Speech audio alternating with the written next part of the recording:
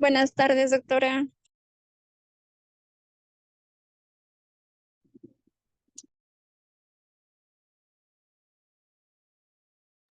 Hola, buenas tardes.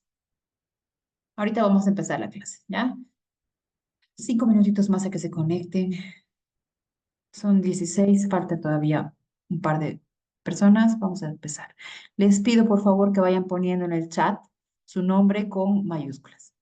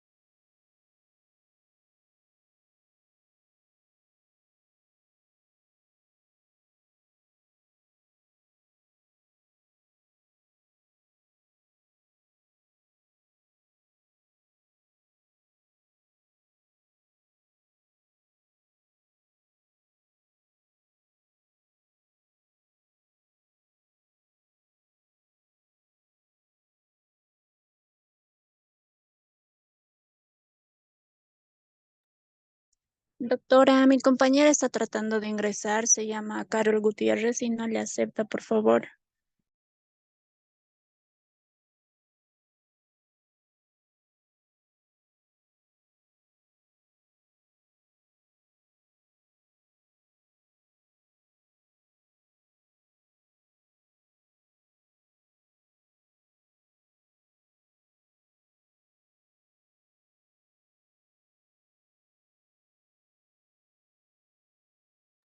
Ya están todos. Por favor, les pido que pongan identificación para que los pueda ingresar.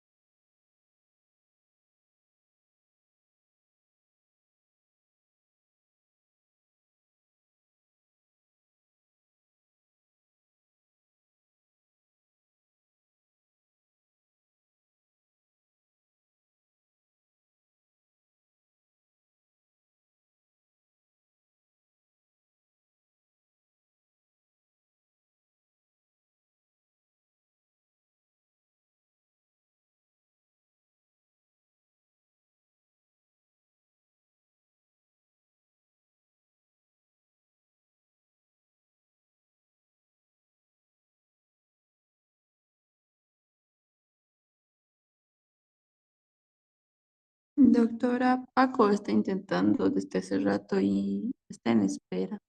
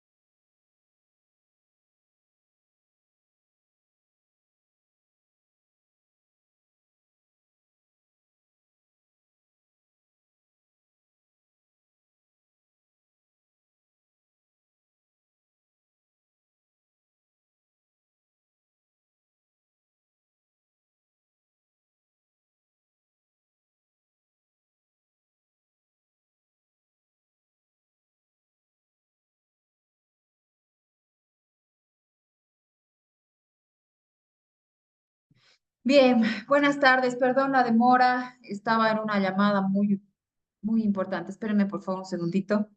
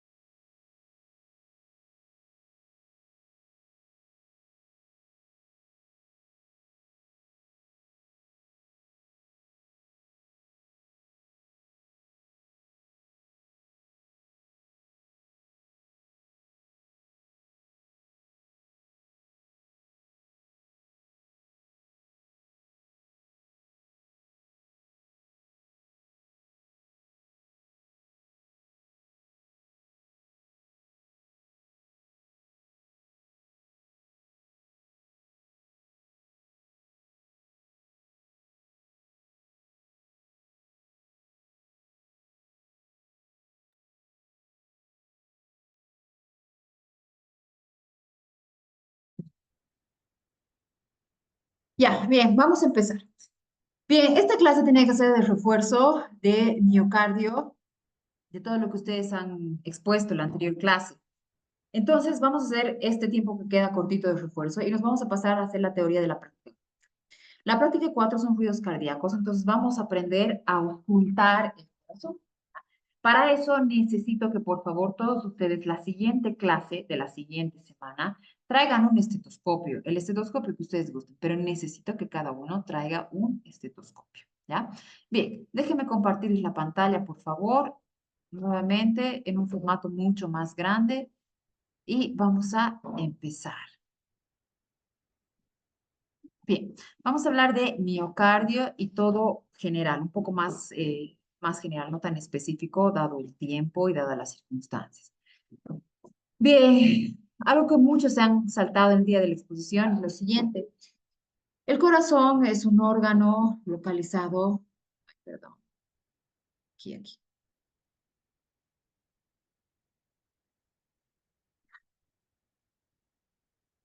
El corazón es un órgano que está localizado en el tórax.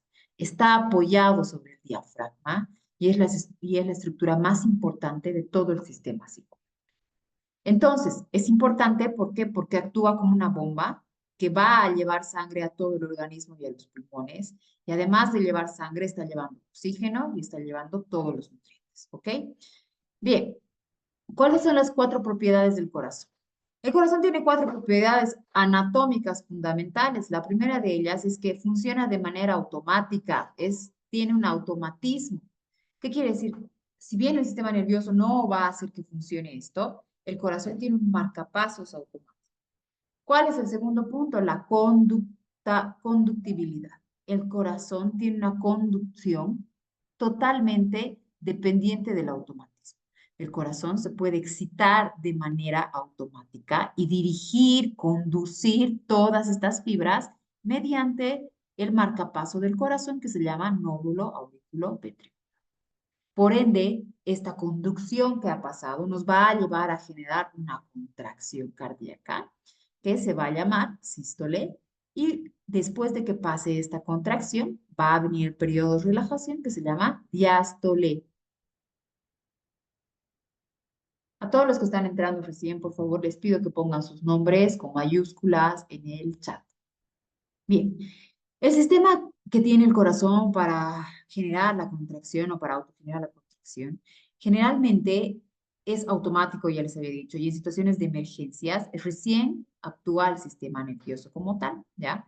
Es importante esto porque el corazón funciona con automatismo, con estas cuatro propiedades.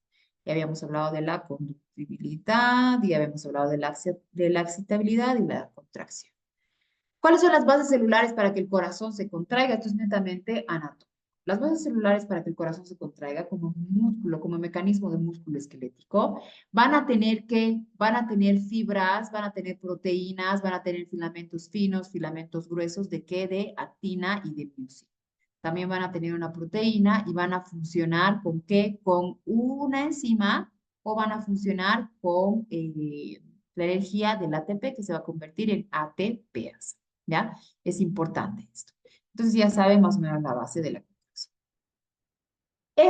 Esto que sabemos de la contracción cardíaca y esto que sabemos del miocardio nos va a generar que nosotros vayamos a hacer un electrocardiograma. El electrocardiograma es la representación gráfica de la actividad eléctrica del corazón.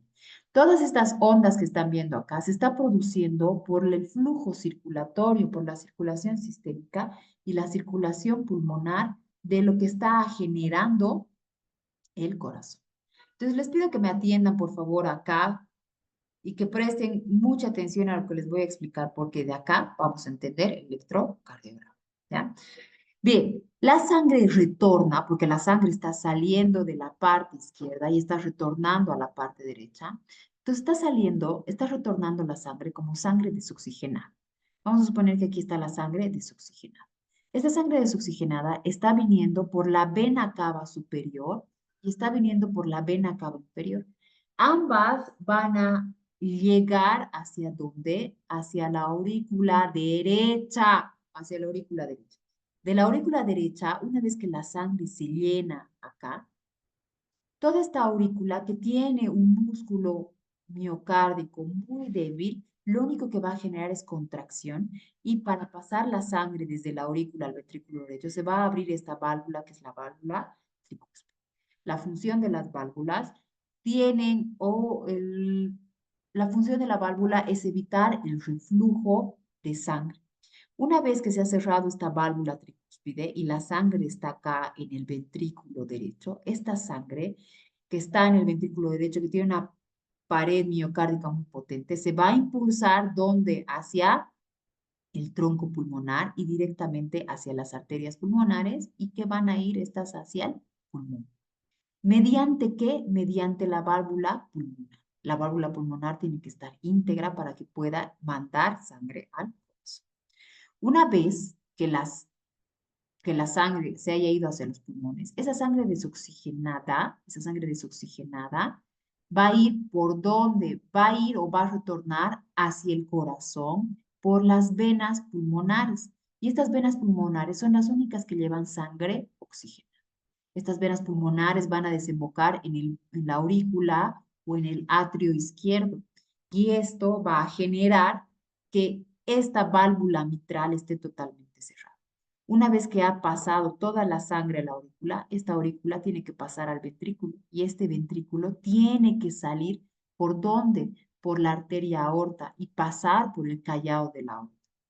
Para que pase por el callado de la aorta, la válvula aórtica tiene que estar íntegra, tiene que abrirse. ¿Pero por qué se abre? Por compresión del músculo ventricular izquierdo.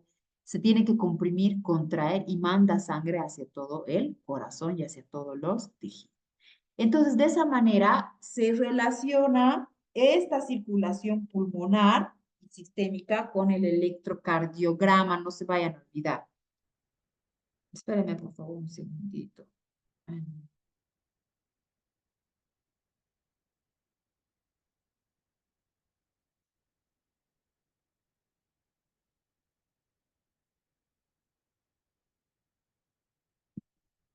Bien, entonces todo esto que hemos hablado, que hemos explicado, es el ciclo pulmonar y es el ciclo o la circulación pulmonar y la circulación sistémica, ¿ya?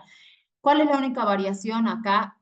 anatómica que en la arteria pulmonar ingresa sangre desoxigenada, rica en dióxido de carbono, y en las venas pulmonares ingresa sangre rica en oxígeno, que no debería ser así, ¿ya? Bien, otra cosa importante, vamos a ver, toda esta circulación se está generando por el volumen sistólico. El volumen sistólico es ese volumen cuando el corazón se contrae y va a mandar sangre. Entonces, el volumen sistólico es la cantidad de sangre que sale desde el ventrículo izquierdo durante la contracción, ¿ya? Entonces, este ventrículo izquierdo nos va a dar que los latidos cardíacos, nos va a dar la frecuencia cardíaca. Generalmente nos dice que un estado normal o que nos va a permitir que el paciente no se altere es de 60 a 130 ml de sangre dividido entre. Una vez que el corazón se haya contraído, va a venir la relajación, ¿ya?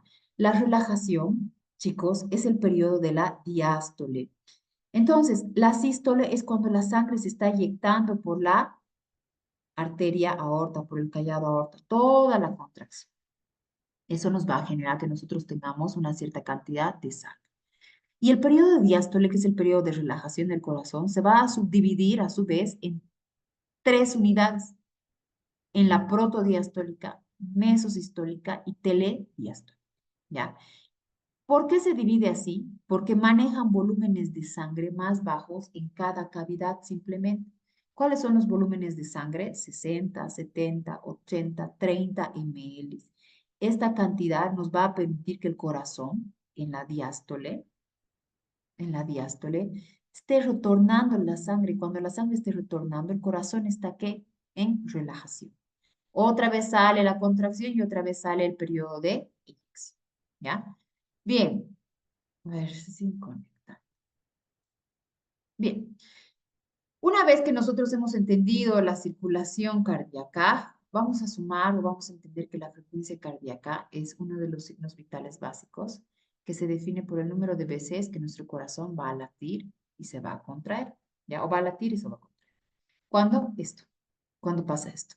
Relajación, otra vez, sístole, diástole y sístole y así. Entonces, cada contracción se va a contar como una frecuencia cardíaca, ¿ya? Entonces, la frecuencia cardíaca varía. Tenemos una frecuencia cardíaca en reposo.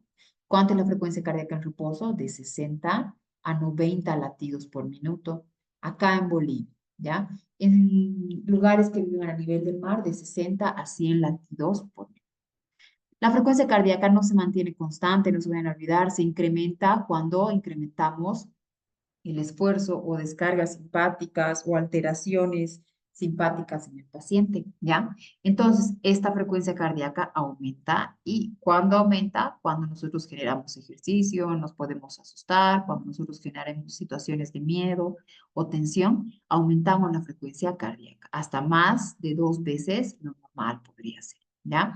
Es importante darse cuenta que la frecuencia cardíaca es de 60 a 90 latidos por minuto, porque si está así, si la frecuencia cardíaca está de 60 a 90 minutos, 60 a 90 latidos por minuto, me está diciendo que yo estoy teniendo una volemia, una cantidad de sangre de 5.000 ml por minuto, 5.000 ml por minuto, ¿ya?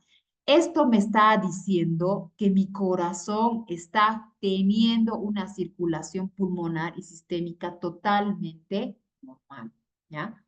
Bien, algo anatómico que también me había olvidado decirles acá es lo siguiente. El corazón pesa de 250 a 300 gramos.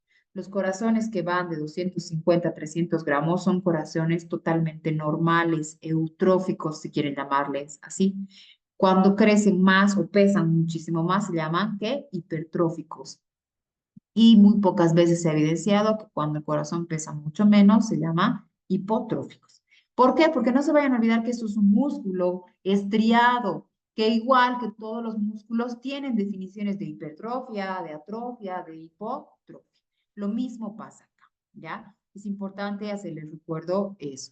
El corazón va de posterior a anterior, va de izquierda a derecha, está ubicado sobre el diafragma, 4 cavidades tiene, 2 venas y 2 arterias bastante grandes, sale una vena y una arteria muy grande de acá. La arteria aorta y la vena cava, no se vayan a olvidar, es importante, junto Ellas dos nos van a hacer la circulación sistémica y la circulación pulmonar. El corazón tiene 3 capas. El pericardio, que está en la parte más superficial del corazón, que está en la periferia, por eso se llama pericardio. El miocardio, que es la capa que genera o nos da la capa muscular como tal. La capa muscular, este es el pericardio. El miocardio es todo esto, que el miocardio es la capa muscular que nos va a dar la fuerza de contracción cardíaca. Es muy potente, es más grande, genera más trabajo en los ventrículos y por ende el endocardio, que está en la parte más interna de todo el corazón. También tiene sus 2 arterias que van a nutrir al corazón como tal, van a irrigar al corazón como tal. ¿Cuáles son? La coronaria derecha y la coronaria izquierda. La coronaria derecha se subdivide a su vez en 5 ramas y la coronaria izquierda se subdivide y está irrigando lógicamente la parte izquierda, se subdivide en 2 ramas. Hasta ahí vamos a ver. Parte también de la anatomía, no se olviden que tiene que ser la contracción y relajación del corazón. Cuando nosotros tenemos una contracción, determinamos la frecuencia cardíaca, que es de 60 a 90 latidos por minuto, y cuando el corazón está latiendo de 60 a 90 latidos por minuto, ustedes van a suponer que el corazón está bombeando 5.000 ml o 5 litros de sangre viva. Esto supone que el corazón está cumpliendo muy bien su función tanto pulmonar como su función sistémica. El corazón, cuando late de 60 a 90 por minuto, se llama normocardia. Cuando el corazón aumenta la frecuencia cardíaca más de 90 latidos por minuto, se llama taquicardia. Y cuando el corazón está menos de 60 latidos por minuto, se llama bradicardia. ¿Ya? 3 conceptos importantes en la frecuencia cardíaca que está viniendo de la volemia, que está viniendo de la contracción y relajación del corazón, que está viniendo de dónde? De la circulación sistémica y de la circulación pulmonar. La frecuencia cardíaca, que ahorita estamos avanzando, es esta frecuencia cardíaca en adultos. La frecuencia cardíaca varía mucho en edades menores, ¿ya? En todos los pediátricos varía de edad. La frecuencia cardíaca también puede variar en hombres y en mujeres. Esto es por la contextura de cada uno de ellos. Nos vamos a quedar con 60 a 90 aquí en Bolivia y a nivel del mar de 60 hasta 100. ¿Ya?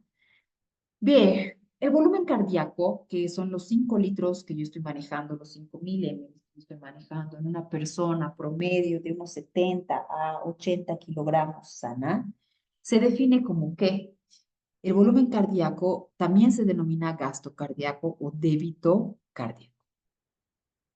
Este gasto cardíaco está determinado por qué, y esto es una regla, esto es una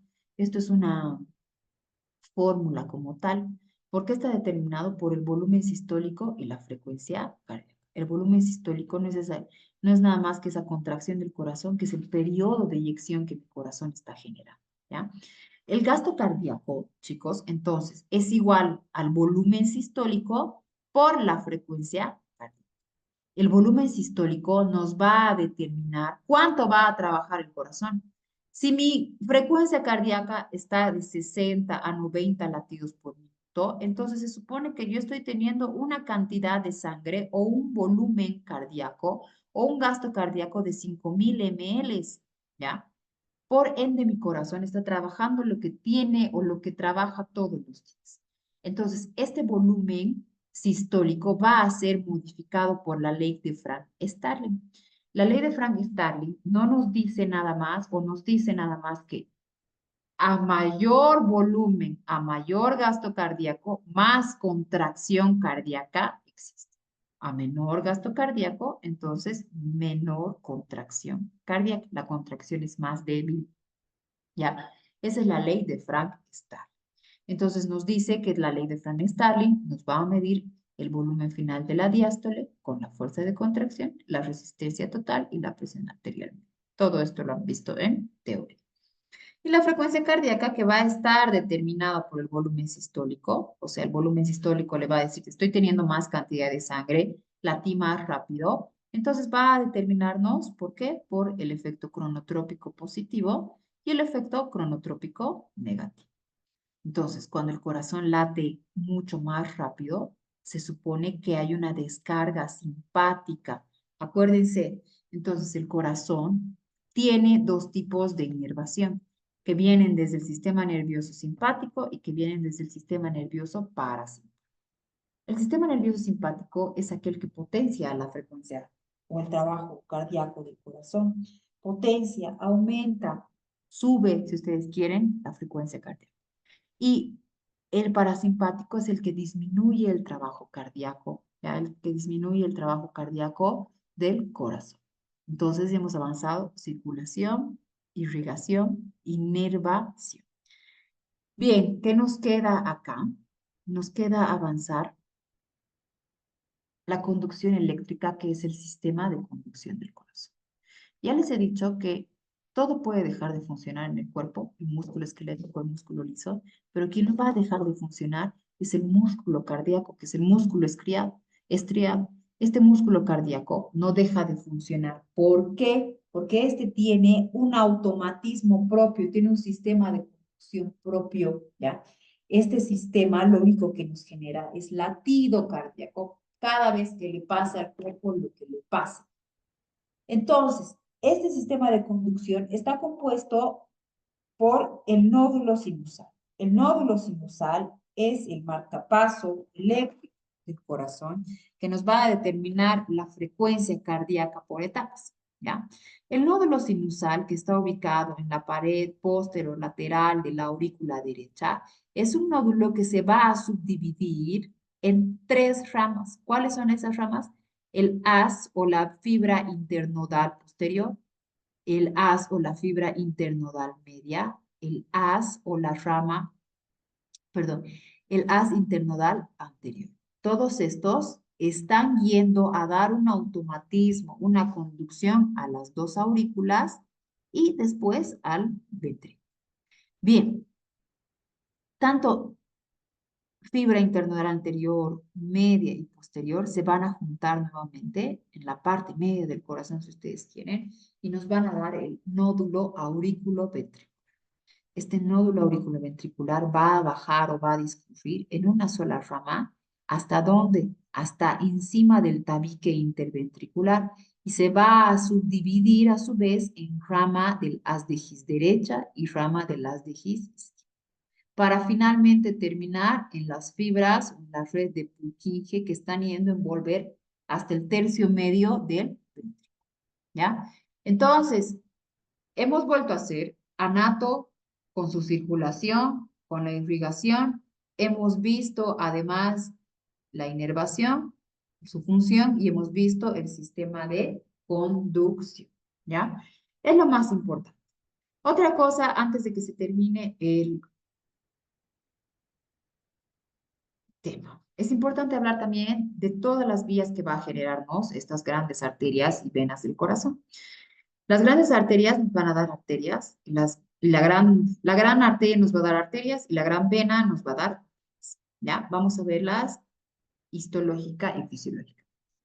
Las arterias parten del corazón porque llevan sangre rica en oxígeno. Ya saben cuál es su única variación. Sus paredes son gruesas, están formadas por una capa interna, media y una capa totalmente elástica o externa, una interna, media y externa, ¿ya? Es importante porque estas llevan sangre rica en oxígeno y estas soportan grandes presiones. ¿Por qué soportan grandes presiones? Porque tienen una capa muscular muy grande, muy gruesa, que le permite soportar grandes presiones. En cambio, las venas, otra cosa de las arterias no son distendibles, no se pueden distender. Sí soportar mucha presión, pero no son muy elásticas por la presencia del músculo liso de las arterias. Son muy grandes, muy gruesos los músculos lisos. Las venas son son tubos sanguíneos o tubos circulatorios que son menos flexibles, nos dice, que las arterias, que son más flexibles que las arterias, pero que tienen menos cantidad, esto está mal, ¿ya? Pero que tienen menos cantidad menos cantidad de músculo. Por eso estas arterias son mucho más flexibles, más maleables. Pero ¿cuál es la diferencia? Que ellas no soportan presiones, no pueden soportar cargas y presiones. Las arterias transportan toda la sangre oxigenada porque está viniendo con una cierta presión de la arteria aorta. En cambio, como las venas no soportan tanta presión porque no tienen músculo, necesitan retornar sangre. ¿Y cuál es la característica de las venas? Las venas tienen válvulas. Estas válvulas van a generar o van a evitar el reflujo, van a generar que la sangre no vaya otra vez de arriba a abajo, todo el tiempo de abajo hacia arriba. Todas las venas tienen válvulas para que sigan su circulación totalmente normal con la sangre desoxigenada, ¿ya? Y los capilares no es nada más que la unión de las arterias y de las venas o de la parte final que se llaman arteriolas y venas. Los capilares no soportan ningún tipo de presión, ni muy poquitita, ni muy grande, no soportan. Los capilares tienen una función del intercambio de nutrientes entre el líquido intersticial o líquido intracelular y el líquido